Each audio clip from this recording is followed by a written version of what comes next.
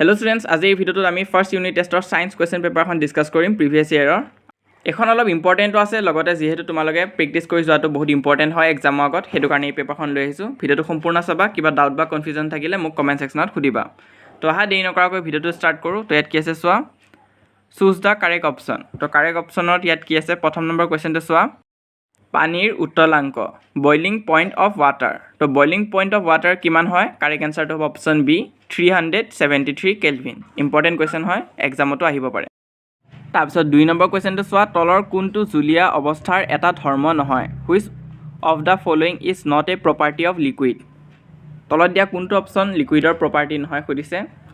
তোমালোকে ধৰিব নোৱাৰিলে কোৱালিটিটো বহাই ল'বা ছেটিঙত আৰু চাব পৰা। মই ইয়াত কাৰেক্ট এনসাৰটো দাগ দি ৰাখিছোঁ। কাৰেক্ট এনসাৰটো হ'ব liquid particles are in a state of random motion. এইটো লিকুইডৰ প্ৰপাৰ্টি নহয়, এইটো গেছৰ প্ৰপাৰ্টিহে হয়। তো ডি নাম্বাৰটো হ'ব কাৰেক্ট এনসাৰ। তাৰপিছত 3 নম্বৰ কুৱেশ্যনটো চোৱা, দৈৰ পৰা মাখনক পৃথক কৰা পদ্ধতিৰ নাম হ'ল, the name of the technique which separate butter from card is.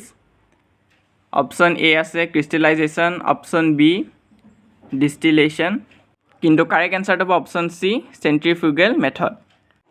তো ঠিক এনেকুৱাকৈ কাৰেক্ট এনসাৰবিলাকত ৰেড কালাৰ ডট দিয়া হৈ আছে, তোমালোকে চাই গ'লেই হ'ল। তো পেপাৰখন এবাৰ চাই যোৱা, কিবা ডাউট বা কনফিউজন থাকিলে মোক কমেণ্ট ছেকশ্যনত সুধিবা। আৰু যদি পেপাৰখন ধৰিব পৰা নাই তেনেহ'লে ছেটিঙত কোৱালিটিটো অলপ বঢ়াই ল'বা। তো চাই যোৱা এই পেপাৰখন।